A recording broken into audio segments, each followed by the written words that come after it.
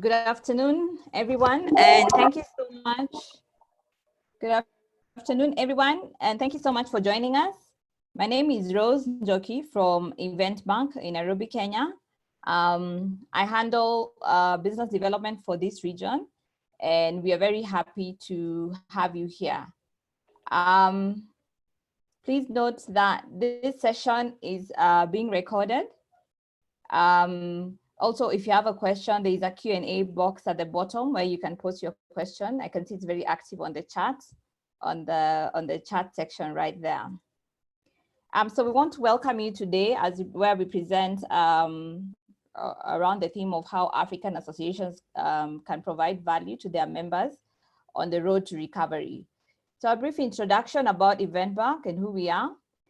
So we are a global technology company that started in 2013 with our head office based in the USA and with a presence in over 44 countries. So in Africa, we have offices here in Nairobi, Kenya, and we also have another office in Johannesburg, South Africa. So since 2013, Eventbank has been providing an all-in-one platform specifically for member-based organizations to promote their membership and events management. So during this crisis, our platform is enabling a lot of these organizations to work remotely, which has become very critical, and retain continuity of their operations. So the COVID-19 pandemic is having a massive impact on the association community. And as a result, the industry's future landscape is bound to transform. Usual, because nothing will go back to the usual. So the member-based organizations everywhere are wrestling with the question of how do we provide value to members on the road to recovery? While there is so much uncertainty now, there is also a lot of opportunity. So right now, there's a sense of doom. However, there's another side that's coming, the recovery itself. So what do you do over the next months to position yourself and your association could make a very huge difference? So today we will hear from Africa's top association leaders as they discuss how to provide value to your members on the road to recovery. So we'll play you a short video on what our platform is able to do for your community. Then I'll introduce you to the speakers shortly.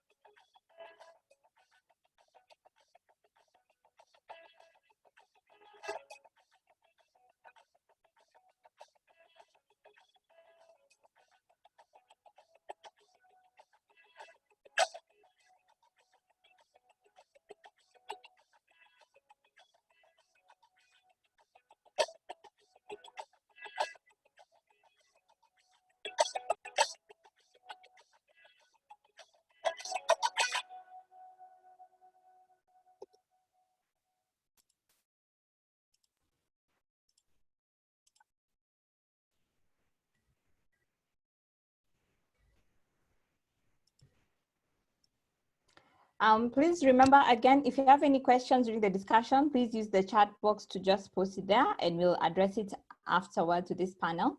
So let's move straight ahead to meet the panel. So we are joined by Dr. Jerry Gul, CEO of Institute of People Management, IPM in South Africa. So Dr. Jerry is the CEO of IPM. He's one of the founding directors of Gul Executive Coaching Limited, a company founded in 2016 and practices as an executive coach. He is chairperson of Love Trust, a charity offering best-in-class education to vulnerable children in the Tembisa. He is also a member of the HR and Remuneration Committee.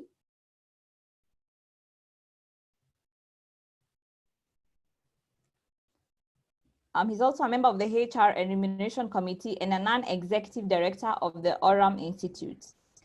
On the panel, we also have Mr. Charles Kahodo. He's the CEO of East African Chamber of Commerce, Industry and Agriculture based in Nairobi, Kenya. He's the CEO and Regional Director of the East African Chamber, coordinating the activities of the various national chambers in the East African region, as well as spearheading the regional public-private partnership agenda. Charles is a private sector development specialist, as well as an expert in public-private partnerships, providing a wide range of business management and social economic development consultancy services to governments, private sector institutions, development agencies, and non-governmental organizations, amongst others. Our next panelist is Sid Pima, Executive Director of Cape Chamber of Commerce and Industry. Sid is a CEO and motivational speaker and has developed strategies for a host of leading brands, including Nestle, SAB Miller, and FedEx. He also served as a strategist for Leo Burnett and Ogilvy. He's currently the Executive Director of the Cape Chamber of Commerce and Industry, where he manages a staff of 30, serving 2,000 member companies. So we also have our own CEO, Eric Schmidt, the CEO and co-founder of EventBank, who is focused on delivering cloud solutions that transform the way professional communities enable and enrich relationships. Over the last 15 years, Eric has founded and incubated several companies from the ground up. He maintains substantial experience with venture capital and private equity investments.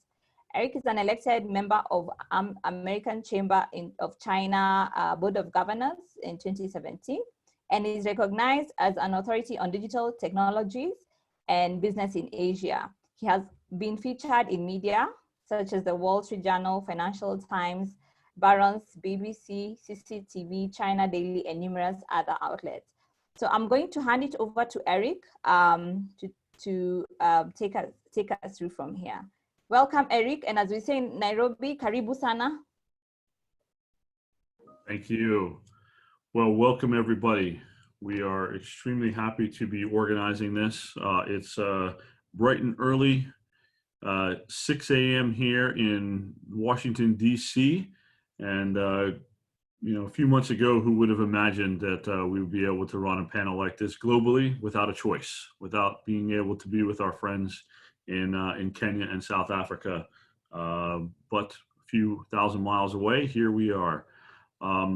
Today's discussion is going to go, and we're going to dive a little bit into, you know, really how are organizations, you know, responding, and how are organizations moving forward. There's a lot of things that are happening, certainly today as everybody is in lockdown. And certainly there's a recovery that is going to happen here moving forward. We are joined by a great group of panelists, and what I would first like them to do, and we'll start with Dr. Jerry, is just give a quick introduction on your organization, and you know, and someone basically give us an idea of, you know, how many members you have, but also how are you responding, and how have you already responded to the existing situation in South Africa? Yeah, thank you very much, Eric. This took us in a way by surprise, the speed of it. The Institute of People Management in South Africa is an organization started in 1945 by a lady who felt that people who were then doing the so-called personnel management or personnel of, being personnel officials then needed to come together. So we've been around since 1945 and we're celebrating our 75th anniversary this year. Our membership has, ebbs and flows. We currently have in the books just about 5,000 members. But you know that you can have 5,000 members, but in terms of being active, some members are active, others are not. But on average, we've got a good base of members that interact with each other and with the organization. So when this pandemic hit and the decision was made by our government here to actually lock down, I say it took us by surprise because even though we saw what was going on, I think we're slow in terms of just getting ourselves ready. So we have had to scramble to get our staff really being able to contribute from their homes. But we have reacted. In fact, yesterday I have my ESCO meeting looking at, okay, so we're here now. How do we move forward? We know the country is going to be opening up. What do we do? But so what we've tried to keep doing is to make sure that we get in touch with the members, and we keep in touch with the members, we communicate with them. It's one of the points that I will make. That's great. Sid, how about you all in Cape Town? I don't want to take the wind out of Dr. Gulev's sails, but we were started in 1804.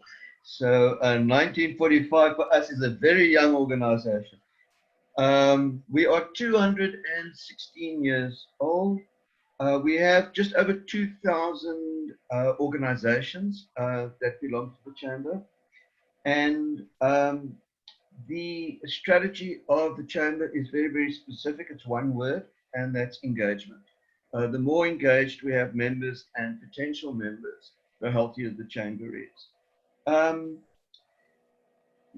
About a year ago, I tried to introduce remote working at the Chamber, but I couldn't get anyone to budge. But when lockdown happened, it happened in 24 hours. So unfortunately, it doesn't look like I'm very persuasive, but it went incredibly smoothly.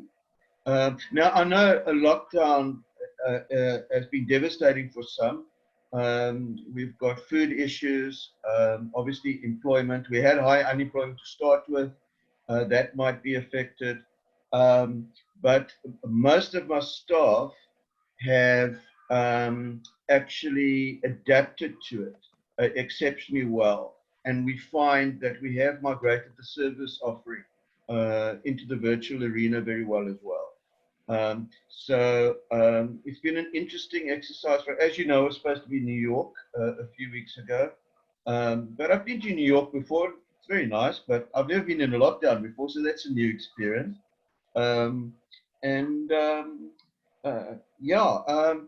So the main thing is that there's a lot of uncertainty, and chambers of commerce are seen as being a source of assurance and certainty.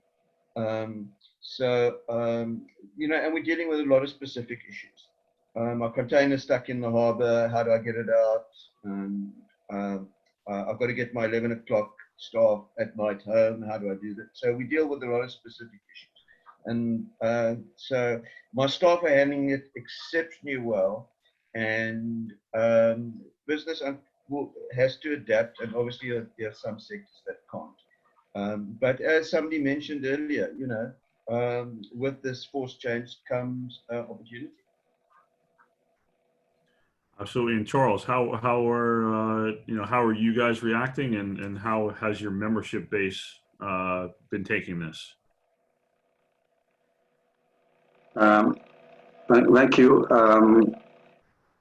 For us, our chamber is a bit unique in the sense that we have membership of chambers of commerce themselves. So we support the national chambers of commerce in the East Africa Community member states and a few other countries that we are now starting to engage with to ensure that they offer the best support services to their own corporate membership. East African Chamber of Commerce, Industry and Agriculture was established legally in 2005 here in Nairobi under Kenyan laws. But that was after a memorandum of understanding which had been signed between the three chambers who are at that time from the member states of the East African Community in 2003. We had only Kenya, Uganda, and Tanzania as members of the EAC. And then, of course, subsequently, we added on Rwanda, Burundi, South Sudan. Now we are looking also at DRC coming on board. So we have those about 7-8 chambers that we support. In Kenya, because I'm currently based in Nairobi, although we have a presence in Arusha, Tanzania, we work closer with Kenya Chamber. It is the largest, it's the big brother in the region. It has a membership base of over 20,000 people. And we try to help them because some of the work we do is to support what is vehicle cutting to them. And of course, Kenya Chamber has far more issues than these others because of the nature Kenya's economy is a bit larger than the rest. And we try to support that. During this COVID, of course, 19 period, of course, everybody is really touched by it. We ourselves are not actually, we can't say we are directly involved, but I'm still having difficulties because I can't go to Arusha. I have to have meetings with the East Africa community, but I can't get there. We just talked, I think, late last week with the Secretary General, and he told me, try to see whether you can come over in May. Essentially, the reason why I wanted him was some of the challenges we are getting, particularly transporting our goods from the port of Mombasa, which serve the hinterland, Uganda and Rwanda, and we have these difficulties because of the checks that the police have actually initiated. These are issues we are trying to unlock, and I wanted to get kind of a way forward from the Secretariat. Obviously, I can't get there. Some of the people I need to work with also, some of them were found in Kampala and they can't go down to Arusha. So we have those kind of challenges. But that notwithstanding, we are still working and supporting these national chambers to make sure that any opportunity that is available, and the opportunities are still coming on, investment proposals and so on, we actually bring them to them. Where we can also to get these opportunities for them, we are trying to do that. Currently, I've been actually sitting at the committee of the European Union. We call it ACP, Private Sector Development Strategy, Strategic Steering Committee, which is a joint ACP Secretariat and the European Union. We have quite a bit of funding there, which is supposed to help the private sector. We are, in fact, I just got an email, I think 2 days ago, trying to ask me what type of interventions we think in the region can happen to support the private sector using some of these resources. Obviously, our job is actually to disseminate that type of information to our membership. As I said, membership being the National Chambers of Commerce, who by actual extension, we also expect them to actually make sure that their corporate membership are aware of those type of opportunities. Regarding other kind of supports we are doing to make sure that they are able to, in fact, better prepare themselves, condition themselves to support their members. Just before the lockdown of Kenya, actually, we had a regional workshop in Mombasa, and we were trying to disseminate information to them about this Africa Continental Free Trade Area, some of the things that were going on, and what their SMEs could ride on to actually improve their businesses. Obviously, some of these are going to be challenges. I know because the closure of border points. This is not only in East Africa, even in West Africa, I interact with them a lot. I know we are having similar difficulties. Southern Africa, I am not very sure because our presence in South Africa essentially is through some of the national chambers that we have actually interacted with over the years. But we are trying to give them the kind of support that they need. Obviously, one of the supports that any business support organization can do at this point is to become a bridge, a link between the corporate sector or the private sector and the public sector, the government itself. You should be able to link them up and try to make sure that enabling policies are put in place. If we need to change those policies, in fact, as we are talking now, I've just been discussing online with a committee that has been set up by the Kenya government here, COVID-19 Business Sector Committee, and the job here has been, in fact, we use that platform to flag out the issues that you hear are actually inhibiting proper business operations. And there are many issues. And we are resolving some of these issues right on that particular platform. That is one area that business support organizations have to be able to take on board, making sure that you are the go-between between your membership and the public sector, which of necessity is very crucial, particularly this time. We need policy changes. A lot of businesses are going to close down. They need somebody to mitigate how they can be supported. Reduction of duty or tax waivers like we got in Kenya, and I know it is happening also in West African countries. That is the kind of a job that a business membership organization should be doing. For us who are actually more regional, it is actually, yes, Eric. I have a question for Dr. Jerry. Dr. Jerry, as you look at associations across Africa, what are you suggesting? What is your board talking about at this time in terms of trying to take measures to react to this? Some organizations have obviously had to let staff go or are considering it. Some organizations obviously have completely, canceled their events, which is obviously an impact on revenue. How are you guys taking efforts to prepare your organization for what's about to come? Yeah. So what we're doing is I think the first thing is to understand that our organization exists for the members, as Charles has also indicated, that we exist for the members. How best can we serve the members? So we listen to the members. Their organizations are suffering. I mean, we predominantly an HR and line manager kind of association. So basically all the HR professionals and line managers that are interested in best practice in how to manage people. What are the issues that they are dealing with currently in terms of the lockdown? Where do they need support? So as an organization, listen to that, collaborate. It's one of the key things that I've seen happen among the professional associations in South Africa. The CEOs of these associations coming together and saying, we are faced with this. I mean, in South Africa, as Sid has pointed out, unemployment has been high. So the first thing that you think about is food security. And one of the things that the associations here did was just to come together and say, how do we raise funds, collaborate in raising funds to supplement whatever government is doing to help the NGOs to provide food to people.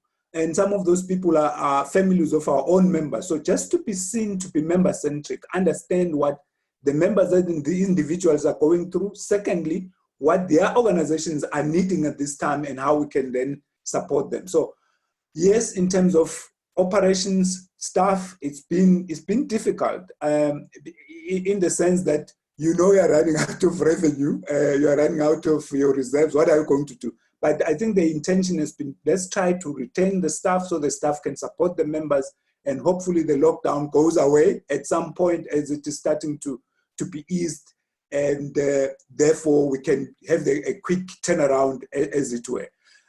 So our focus really is to make sure that the people are resilient, emotionally resilient. They can come out of this and looking at it from a wellness point of view, try to provide those resources to people through seminars, webinars. We were very successful one last week, just talking about emotional resilience, because that's what you need.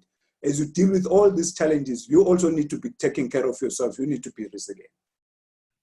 Absolutely. Sid, as you look at, really, trying to think about your membership and making sure you're providing them the resources moving forward, what are some of the actions that you're taking to, make sure that those organizations and those members are obviously, beyond sort of helping people at the port? What are you doing for those folks? Another issue that sort of is an offshoot to that, which is, different organizations, some people are not able to pay their membership dues because it's coming due. What are you doing? Are you giving people an extension on their memberships? Are you allowing them to pay late? What are some of the actions that you've taken around that?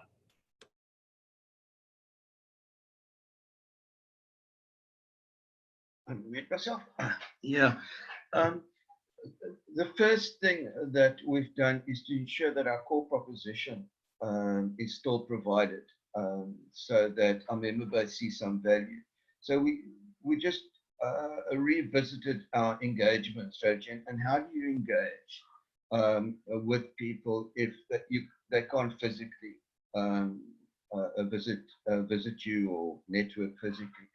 So within a very short period of time, we took all our engagement, which was training, webinars, networking, talks, and meetings. We migrated everything online. It went incredibly smoothly. And one thing I have noticed is that when you interact with people such as staff, with the video on, we use Zoom, it actually enriches the relationship because you've never probably communicated with them in that way, and you've maybe got years of experience having worked with them. And now suddenly I'm finding that my relationship with a lot of my staff has actually improved. So I don't know if it's because they don't see me in person, but a lot of it has been due to the fact that you've added a different layer to the communication. I've also been privy to other organizations having Manco meetings and exec meetings online, and they don't switch on the video. And you listen to those meetings and it is so cold and it is so procedural. So the one practical thing we do is, look, maybe you don't have your makeup on or you haven't shaved or whatever the case is, but stick on your video. Nobody's perfect. And that's a small thing, but and this business is about relationships, and that's important. Then when it comes to the actual steps being taken, as you might know, in South Africa, we've got a risk adjusted lockdown strategy levels. So each level has prescribed benefits, and we then also act as a go-between between the private sector and government as well. I've got some of my committee members who actually sit on certain local government panels, and we are also having a summit. So the message to the staff is the game hasn't changed at all. It's still about engagement, and it's about innovation, and it's about understanding risk. So there's a saying that we've got, if no one dies, the risk is acceptable. So you have to embrace innovation, which people have now been forced to do, which is a great thing. So now we've got all these levels, and we've got government making prescriptions for what you can do if you're a manufacturer or retailer, all this. And we're running a summit online where each sector will be given 15 minutes. So the healthcare sector gets 15 minutes, the manufacturing sector, the retail sector, the financial services, and whatever. and we did that successfully whenever there's a crisis. When we had our drought, we had the H2KNOW, K-N-O-W summit, and you knew what you didn't know after you'd been with us for a morning. And then when we had our load shedding crisis with electricity, we ran the Emergency Energy Summit. And we just got everybody together, and you knew what you didn't know when you walked out of there. So now we're doing the same thing with the levels. So we're going into level 4 tomorrow, which gives us a little bit more latitude. I think what people don't understand is that lockdown will be removed completely when the vaccine's available. Okay. Now, any other assumption, I don't know what they're basing it on. So lockdown will be removed if manufacturing goes smoothly in about May 2021. But leading up to that, we will be able to do more, but the actual precautions that you will have to take will increase. So as we've seen now when you go shopping, everybody wears a mask. You've got to have alcohol gel in your car. You've got, so you've got to understand the measures and you have to apply. Unfortunately, a large part of our population are marginalized. They live on top of each other. There are a lot of things that we take for granted. That's a challenge for them. Yes, let me ask you a question on that. Because with that lockdown and obviously being out there, how are you guys thinking about revenue for the organization? Because obviously that impacts, I don't know what events are a percentage of your revenue, but in most, chambers and associations, it's a sizable amount. So how are you guys shifting the mindset when it comes to thinking about revenue and therefore the impact moving forward? Yeah, interestingly enough, events is not a substantial portion of our revenue. Because very often we ask ourselves, does this drive engagement? It drives engagements on strategy is get as many of our members involved as possible. So it's either free or whatever the case might be. So we're not very dependent on events. We've seen this as an opportunity. So we're going to rejig these sponsorships for the events. And at the moment, I can get anyone to, now, if I want Oprah Winfrey to an event, I can ask her. I mean, she's not going anywhere. She can give me a 2-minute video in her kitchen, and I can stick her on the program. So it's broadened our scope of value add that we can provide.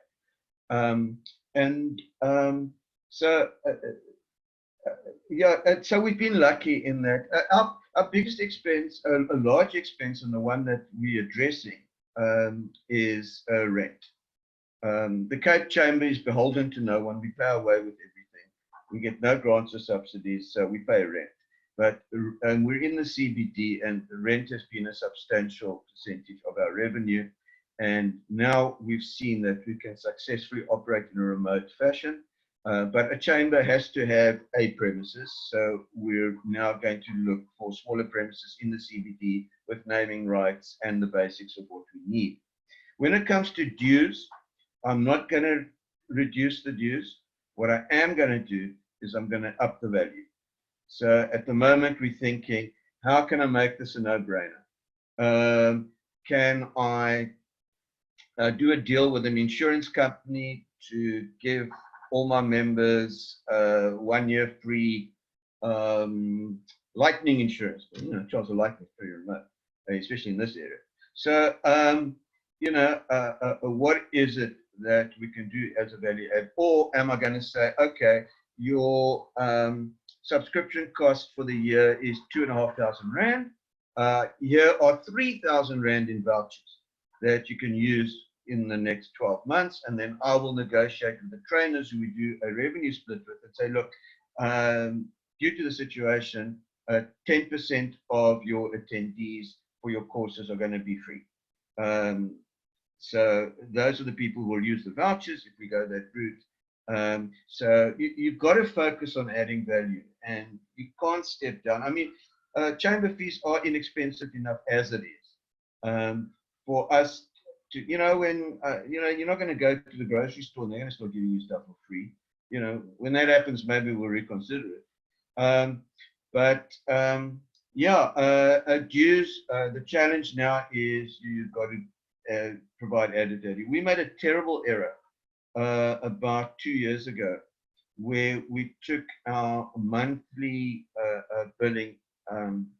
You got your invoice on your anniversary of joining.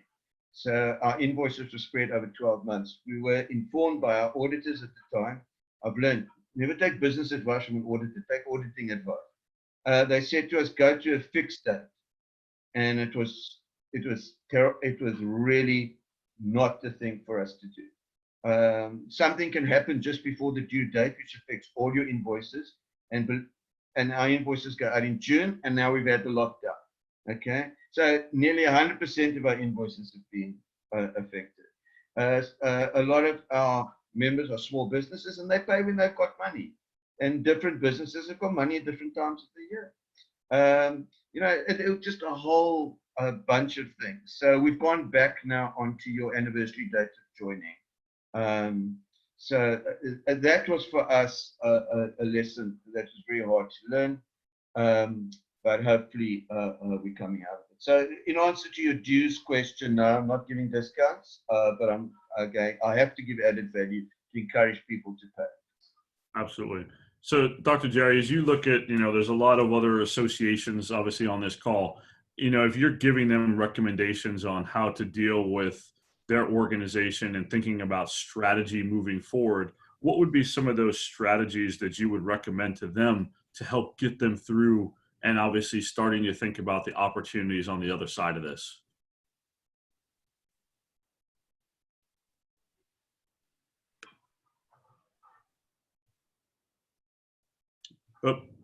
Yeah, one of the strategies is to understand, as Sid has pointed out, this is going to be over. It may take time, but it is going to be over at some stage. So, just the reset for growth, as it were. What is it that we can do? Yes, it may be slightly different. What programs can we tweak? So I think about a solutions mindset. We need to say what solutions are people looking for? What are our members looking for? And sometimes the data is from the members. So one of the things that we are doing is to do a lot of research right now, surveys, carrying out surveys. What are the issues? And it's a wealth of information that your members are going to give you to say, this is what we think we're going to be dealing with, or we are already dealing with, and these are the things that we are looking for. I mean, for instance, we know that online, in as much as it is not our chief digital officer who has moved us to go online as organizations, I think most corporates, it's not been like that. We have been forced by this, but people are seeing the advantage of online right now. And that's going to be a common. So it's to start to think, what does it mean? What can we change? Where can we add value? And how can we equip our members to actually feel comfortable with this? When I started this 2 years ago, having our board meetings online, I mean, even the board was not sure. And then now that's what they want to do. They maybe one meeting a year, which is a face-to-face. You bring everyone from around the country to one meeting. But the rest of the meetings you now are having online. So online is, I think most organizations where it's possible are going to embrace it. So strategically, what offerings can we have as an association, as an organization, and some of the things that we can do online? We were supposed to run, for instance, our organization to be running a training program for a particular organization, a client of ours, and the agreement was you do it face-to-face over this period of time. Lockdown came, we quickly migrated everything to online.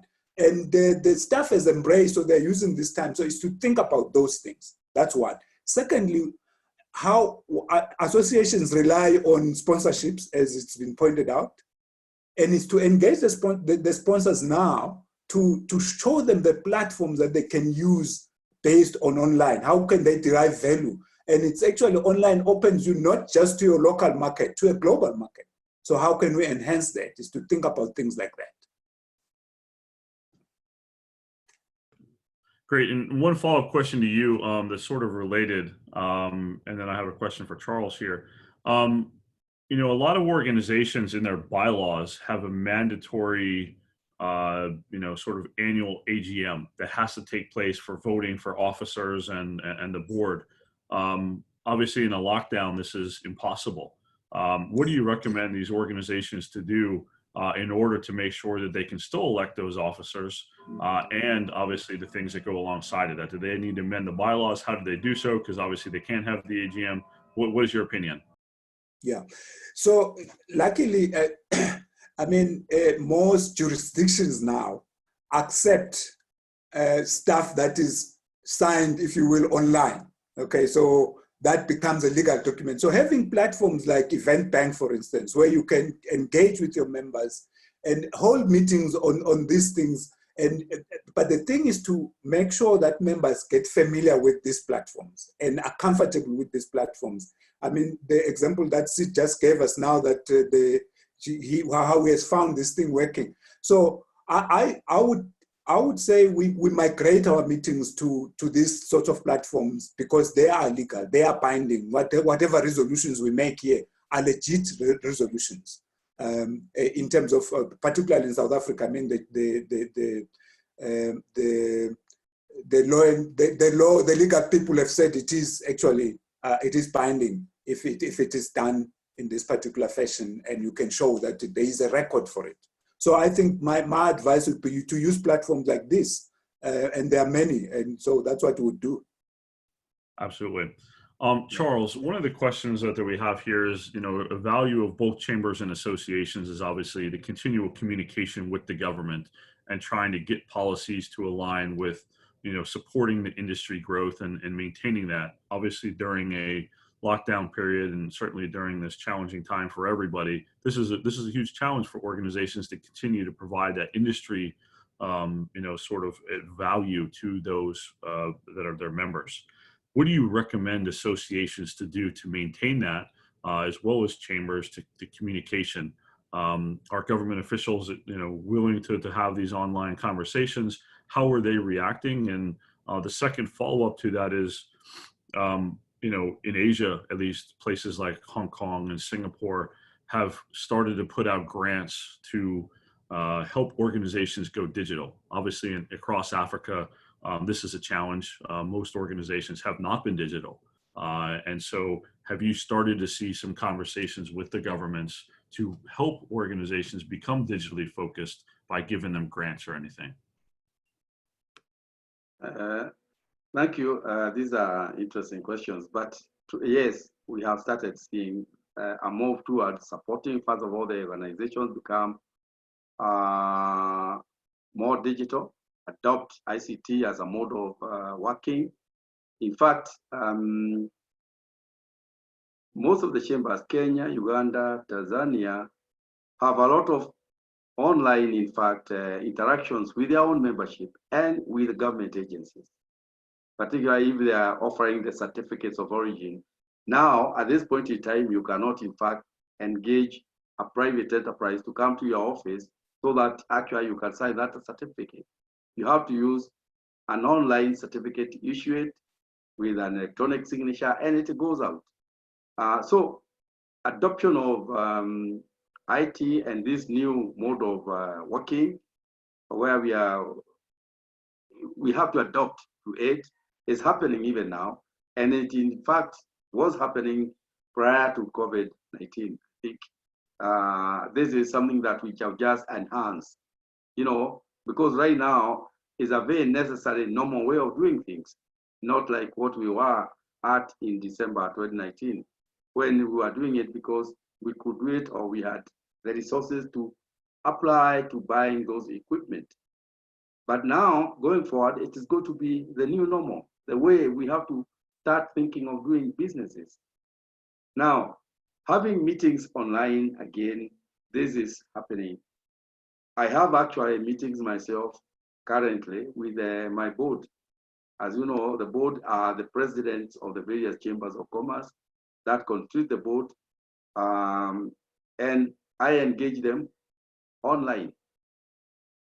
Video conferencing, that's how we are kind of working, because of course the constitution says that we can meet once or twice a year, but it hardly happens. So we have to get other means of actually communicating, and we have been engaging that even before. But this pandemic just makes sure that we really have to be now much more expert into that. And it is going to be the new way of doing things. I don't expect that all the time we have to bring our board members to Nairobi or to Mombasa or to Zanzibar, like the last meeting we had was in Zanzibar. We don't have to do that all the time now. We can engage online, but obviously, because of the way business works, at some point there has to be some meeting. So whether it is going to be one annual or one every other 2 years, we really have to have a meeting, physical meeting, to discuss other pertinent issues, because there are many, many things are happening in our region, in the continent itself.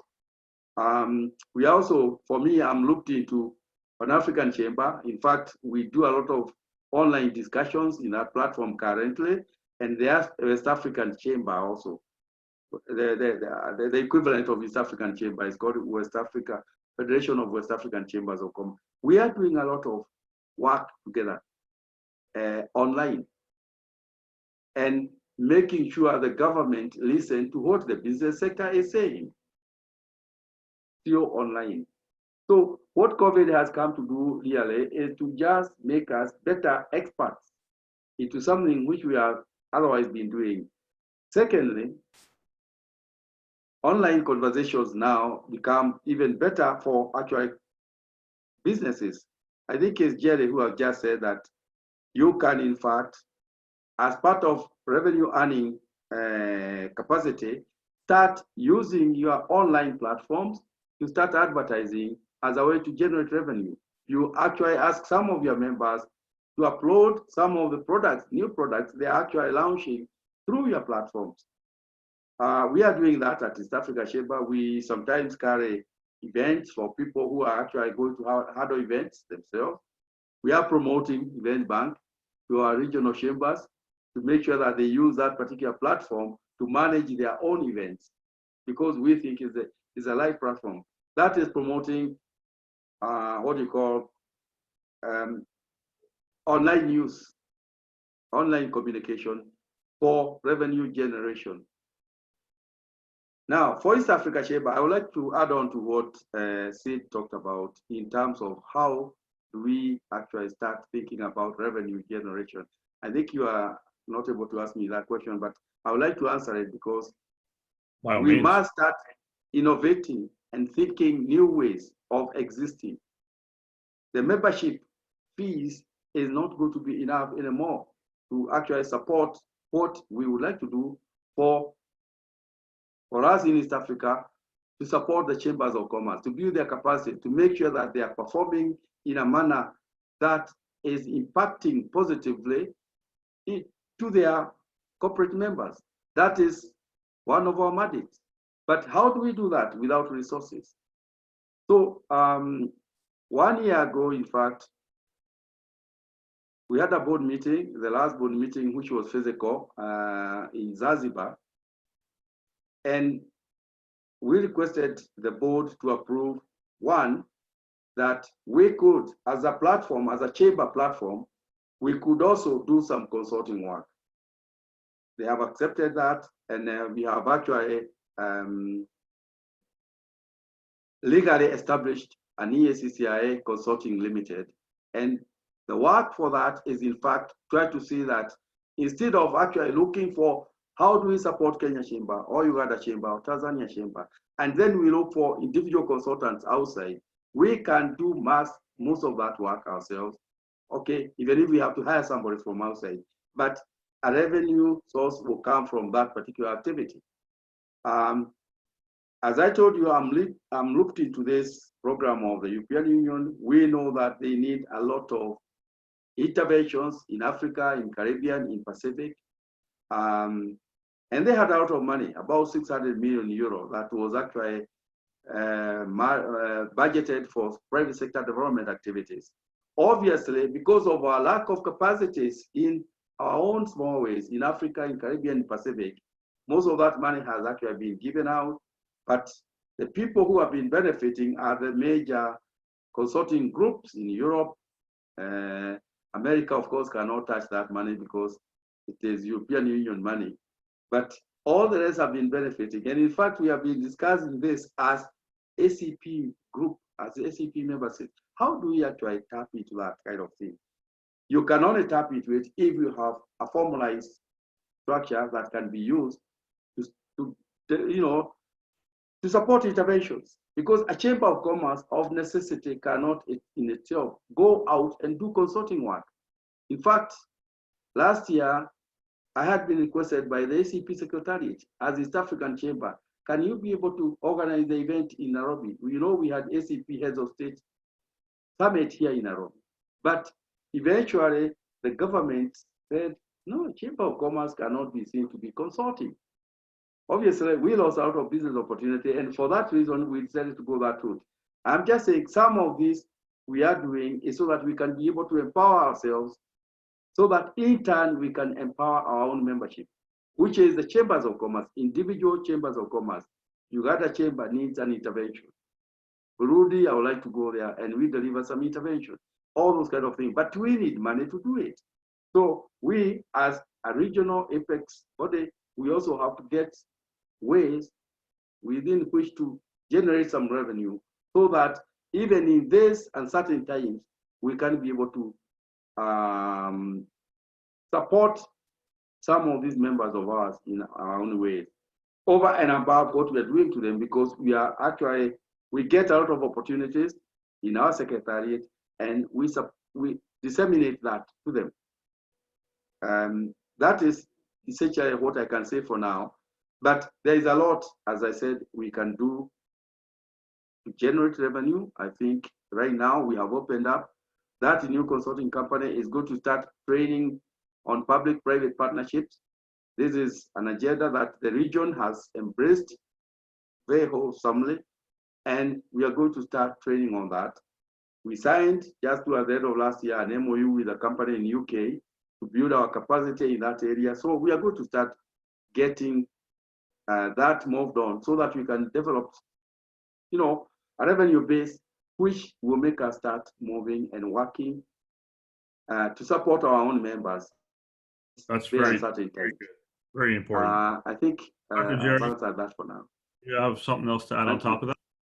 Yeah, I like what Charles is saying. One of the things that I'm a very strong believer in is that collaboration, it just leads to success. So the cake is big enough, I think, for us as associations to share. So sometimes we just need to come together with other people that, if a market is available, for instance, collaborate with a fellow association that is good at that, but you open the door and work out the commercial value of how you can make your arrangement. That's the approach that we have taken, that where we don't have the expertise, we collaborate, we just come up with a commercial arrangement and we're good to go. Yeah, Sid, looking forward, if we look, let's say a year from now, what is an association or chamber going to look like? That is a very good question. Had you asked that a year back, what are we going to look like today? I don't think anyone would have got it right. Look, I think that the service that we offer will be amended, but won't change. The role we play, we've been around for 216 years. We survived the Spanish flu and we'll survive COVID. Also, there's something Jerry said as well, that he mentioned that this is a storm. Which it is. The country has problems. South Africa has problems. We're bankrupt. Our rail system has collapsed. High unemployment at levels that are astounding. Corruption, the economy, energy. These are all the problems that we have to deal with. And COVID will pass. I mean, when the vaccine comes out, it's officially over. So we mustn't confuse the storm with the problems that we have. as a society. And so for us, that's the worry. So if you had to ask me to project years in advance, I hope that we will have assisted in addressing the real problems we have as society and as a business community. You know, also looking at some of the questions that have come up regarding communicating with government. The other source of support for business has been the government grants and other benefits that they've given. So there's TERS, there's UIF, there's workman's comp, there's all kinds of things. Unfortunately, you know, government manage it marginally when things are normal, and now it's absolute chaos. So there's money available, but government's efficiency once again has been called into question.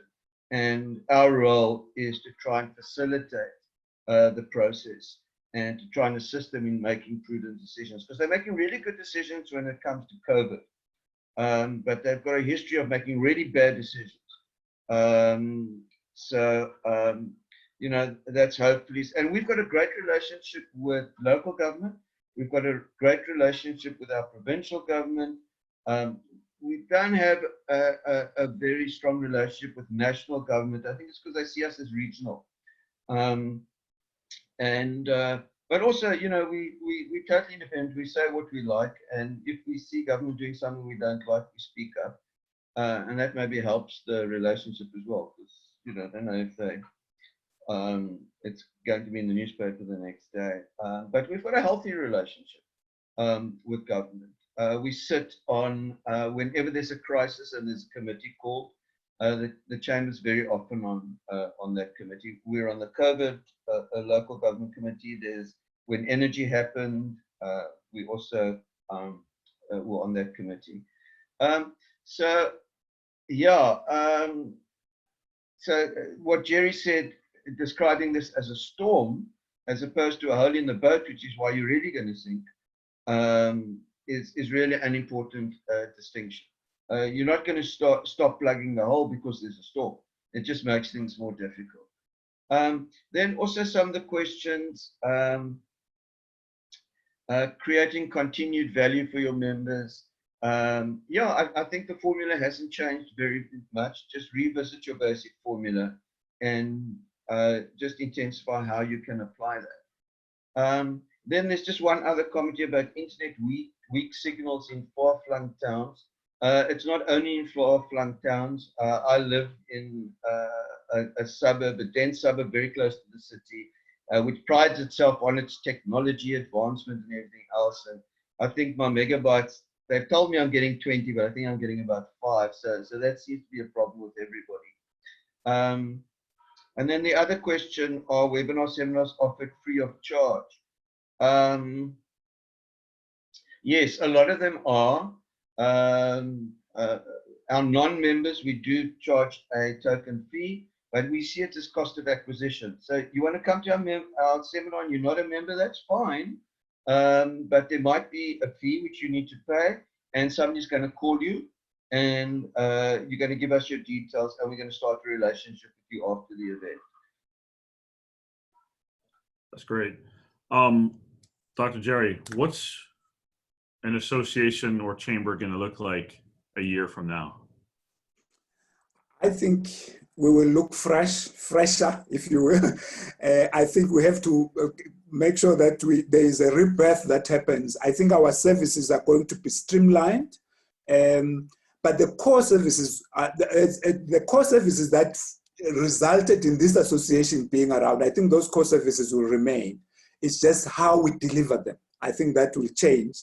And I think we're going to be focused as associations in terms of our offerings, because we are driven by, we've got to have revenue, and the thing has to add value. If it doesn't add value, maybe somebody down the road is going to offer it at a cheaper price. So the members must feel that it is adding value, it is focused, it answers to the basic needs. What that requires is that we must be listening as associations, and once we have listened, we must take that into account and say, what is the member saying, and respond. Sometimes you can't respond with the answer they want, but it's important to listen, then respond to what the members are saying. I think we'll be around. I agree with the fact that we'll be around, but I think our services would have changed, slightly changed. Absolutely. Charles, last comment for you, huh? Well, I think not only chambers of commerce, but all business support organizations or business membership organizations really have to transform. We have now too many of us coming on board.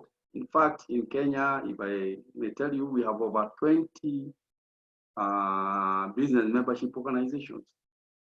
There was one time that the chamber was the only one. And in fact, it had a monopoly of both membership.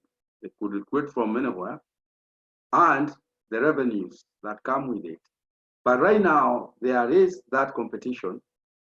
And it is not only happening to chambers of commerce, it's happening to associations of manufacturers, federation of employers. There is too much of us in the marketplace, or rather in one place, and we really have to compete with each other. We had a similar discussion a while back, and in fact, my take on it was sometimes we may have to need what you call government interventions, because when you have too many of these membership organizations, they end up actually having what you call, they are competing for the same member.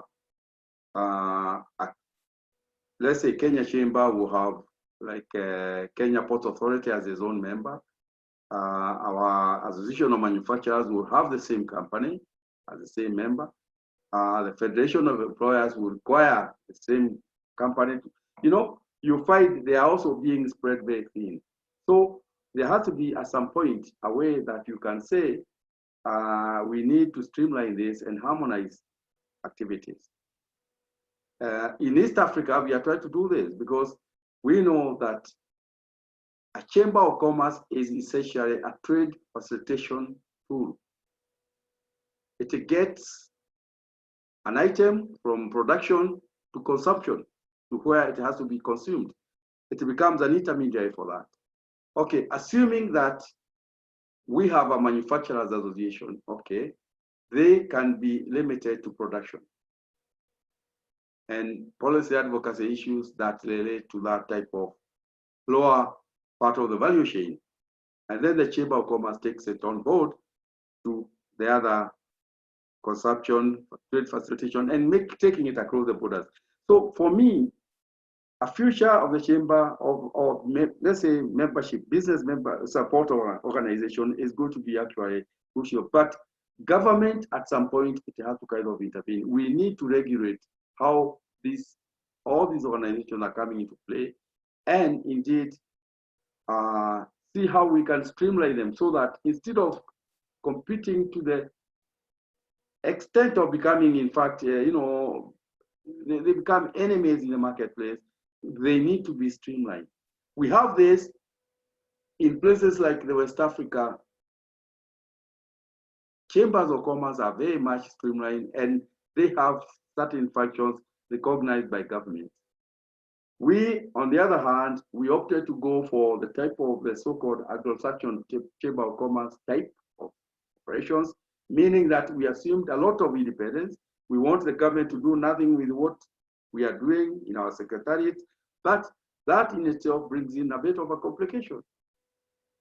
Because in 20th century, you cannot say you have total freedom. We have the best working methods are where we have public-private partnerships. People from the public sector and the private sector working together, delivering an agenda that works. Now, why would it not be possible that at some point the governments can even chip in to support chambers of commerce or business support organizations through tax processes? And those taxes have been actually paid for by the same members. For me, that's why I'm saying streamlining would be nice. And over time, I think that is the direction we should be going. I've tried to advocate this a little bit. Otherwise, we might find ourselves being made irrelevant by the process. Like now in the continent, I can tell you, I think it is something that will come in because of this Africa Continental Free Trade Area. African Union has decided we are going to have an African Business Council, which will be now the main interface between AFCFTA, Africa Continental Free Trade Area, and whatever goes with it, and the African Union, on one hand, and the private sector. Of course, I'm privy to the fact that we have been resisting setting up the Africa Business Council because we have a Pan-African Chamber of Commerce and Industry. But you see now, this is now being overtaken by events. I'm just saying we really need to transform, think how we want to do business in the coming years and days. I think that is something that any business support organization has to start thinking, because governments are coming and taking the lead, saying, oh, we want to work with this kind of organization. We have a Chamber of Commerce, we have an employers association, we have a human resources institutions and so on, but we want to work with this. So how do we capitalize on all these changes that we can see are likely to happen and impact upon us? At times a bit negatively. There are some who will be having positive impact on that. And I'm hoping we are going to, we were supposed to have, in fact, a meeting this coming May in Accra on the Africa Business Council. I've been invited by the African Union. I do not know when we will hold that meeting, but we would like to see that we capitalize on what our governments are trying to do by transforming ourselves, but so that the changes that are happening do not sweep us away, but in fact, we adapt to those changes. I think that's all I can say for business support organizations, that we must be ready to transform and change with the times, because I think that's what is happening. Thank Absolutely. you, Eric. Thank you. And we are over the time that we promised everybody today. Obviously, we know folks are busy and obviously took some time out to join us this afternoon. So first of all, thank you to the panelists. We appreciate all your comments today, and hopefully some of those were absolutely helpful to all the folks on here who are thinking about how to move their organizations forward and ensuring certainly that they come out of this on the other side, streamlined, more innovative, and obviously digital. In final closing, just like to mention to everybody, as EventBank, we've also been hard at work ourselves on trying to think of how to bring people together, you know, and really engaging the communities that our clients work with. We have a big announcement coming out May 7th, which is next Thursday, that will help all of our clients engage with their members better and really help, whether that is an online sort of format for an event or whether that is an online community that you know, that people need help to engage with. So look out for that next week. We got some really exciting stuff. We've been having a lot of sleepless nights as we've been putting all these together and trying to help our clients to engage better with their communities. So again, thank you all for joining, and we look forward to hopefully seeing everybody soon, whether that's in Kenya, Nigeria, South Africa, or wherever people may be today. We appreciate everybody joining this webinar. Have a great day. Thank you. Thank you very much. Thank you so much. Thanks, Eric.